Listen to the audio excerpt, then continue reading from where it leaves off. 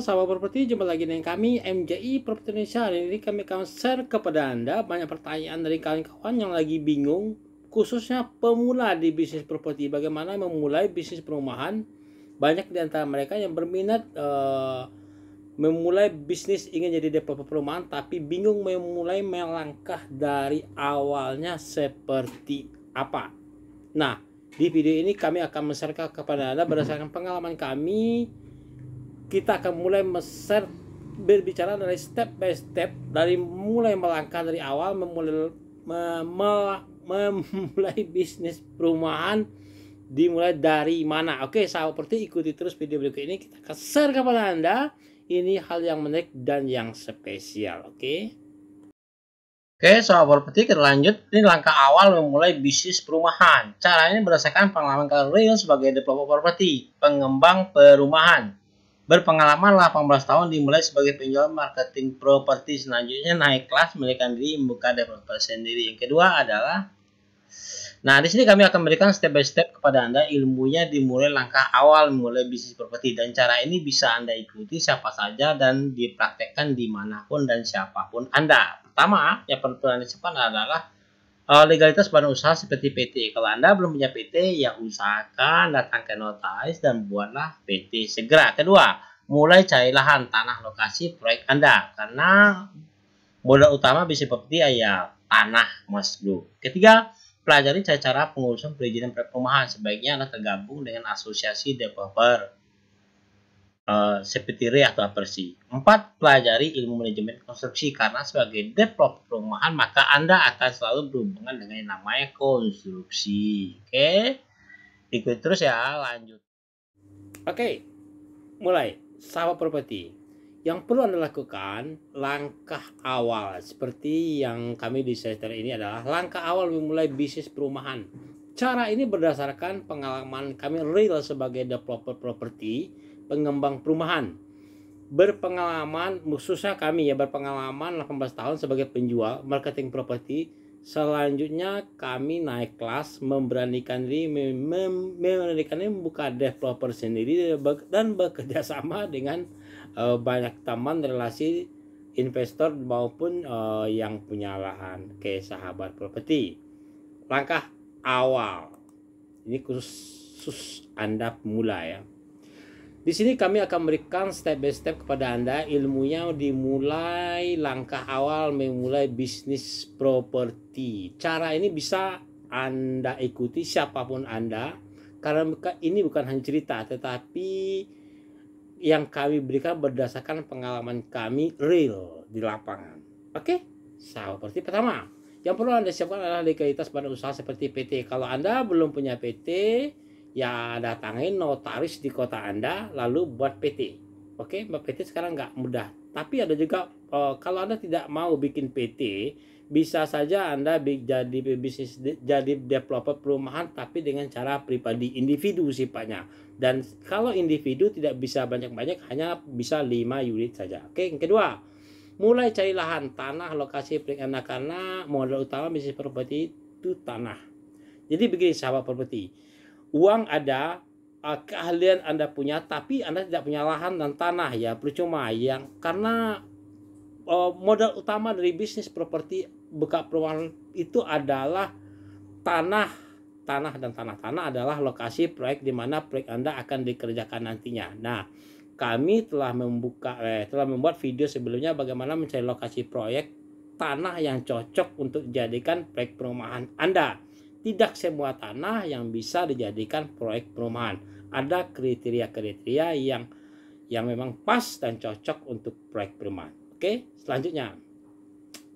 Yang ketiga, pelajari cara-cara pengurusan perizinan proyek perumahan. Sebaiknya Anda tergabung dengan asosiasi developer seperti RE atau Apersi. Nah, ini yang terpenting sahabat properti. Kalau Anda pemula di bisnis properti, maka sebaiknya Anda bergabung di salah satu asosiasi RE atau Apersi. Gunanya untuk apa? Supaya Anda bisa mencari informasi di asosiasi. Biasanya di asosiasi itu ada klub. Ada suatu informasi baru dari perizinan kabupaten kota apa saja dan bagaimana. Di asosiasi kita juga diajarkan bagaimana pengurusan legalitas perizinan proyek. Nah, ini penting. Jadi kalau Anda ingin kalau Anda belum tergabung di salah satu asosiasi, maka kami sarankan bergabung saja di asosiasi. Silakan pilih banyak sekali asosiasi, karena itu kita banyak berdasarkan nanti ketemu dengan teman-teman developer telah senior yang bisa kita tanya-tanya ilmu mereka. Oke, sahabat properti. Yang keempat, pelajari ilmu manajemen konstruksi, karena sebagai developer perumahan maka Anda selalu berhubungan dengan yang namanya konstruksi. Oke, nah ini yang terpenting sahabat properti.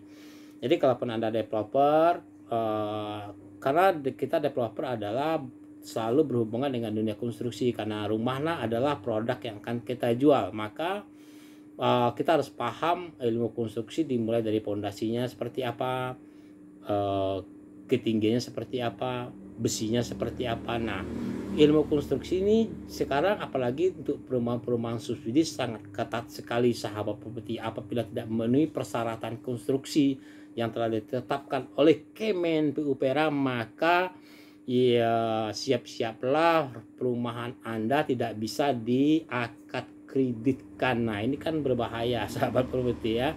Tidak bisa diakad kreditkan karena tidak memenuhi persyaratan sebagai rumah yang layak konstruksi. Kalau rumah tidak layak konstruksi, artinya rumah tersebut tidak juga layak huni. Ini berbahaya, ini bisa merugikan Anda. Oke, kita lanjut ke sesi berikutnya. Komen dulu. Jangan lupa subscribe, share video ini ke teman dan sahabat Anda. Semoga ada manfaatnya. Kita lanjut ya. Oke, sahabat properti, kita lanjut. Sekarang masuk ke sesi yang kelima, adalah cara berjualan. Nah, ini yang terpenting sahabat properti. Apabila lahan sudah ada, investor oke, tanahnya sudah bagus, tapi Anda tidak jago jualan. Ini sama juga dengan proyek kami yang ada di sebelah sana. Sampai sekarang 3 tahun tidak bisa jualan sahabat properti. Jangankan untung, utang yang bertambah. Oke. Yang pertama 5 adalah pelajari cara berjualan. Bagaimana strategi Anda supaya rumah yang Anda jual cepat laku dan memang diminati oleh calon konsumen. Dan ini sangat penting sahabat properti. Anda perlu melihat kompetitor Anda di samping kiri kanan. Anda perlu lihat survei mereka seperti apa desain rumah mereka. Dan ini penting kita lihat. ATM saja amati, tiru, dan modifikasi, karena ini berhubungan dengan trik marketing, trik penjualan. Oke, sahabat properti, kita lanjut. 6. Lakukan kerjasama dengan bank penyelenggara KPR. Nah, tanyakan kepada bank yang bersangkutan apa-apa saja persyaratan yang diperlukan oleh bank untuk kerjasama dengan developer. Bank mana boleh saja. Oke, sahabat properti, jadi ini maksudnya nomor 6 ini begini. Sebagai developer kita tidak mungkin menjual rumah dalam bentuk cash and carry tunai, misalnya 150 juta, 300 juta. Sangat sulit sekali mencari calon buyer, calon konsumen kita yang mau beli cash. Maka cara alternatif kedua supaya biasanya dilakukan oleh developer penjualan adalah sistem KPR. Nah, kredit kepemilikan rumah ini adalah bank yang kita developer harus kerjasama dengan bank penyelenggara KPR. Nah, bank penyelenggara KPR ini bisa bank mana saja sekarang sudah support bank, baik bank pemerintah maupun bank swasta. Oke, nah sahabat properti, kita sebagai developer apabila Anda baru sebagai belum dikenal oleh bank, maka perlu Anda sawan ke bank penyelenggara KPR. Anda tanyakan apa-apa saja persyaratan-persyaratan yang diperlukan oleh bank, sehingga bank mau kerjasama dengan kita mensupport proyek kita, sehingga memudahkan dalam hal penjualan marketingnya nanti. Oke, sahabat properti, selanjutnya kalaupun karena bank telah mempercayai Anda, bisa-bisa nanti Anda diberi kredit oleh bank, semacam kredit kepemilikan lahan dan kredit ke konstruksi. Nah, itu kepemilikan. Nah, untuk bisa bank memberi Anda kredit, tentu kita harus meyakinkan bahwa kita memang bisa dipercayai oleh bank. Oke, tanyakan kepada bank persyaratan apa saja yang diperlukan oleh bank, sehingga bank mau PKS bisa kerjasama dengan kita. Oke, selanjutnya adalah 7.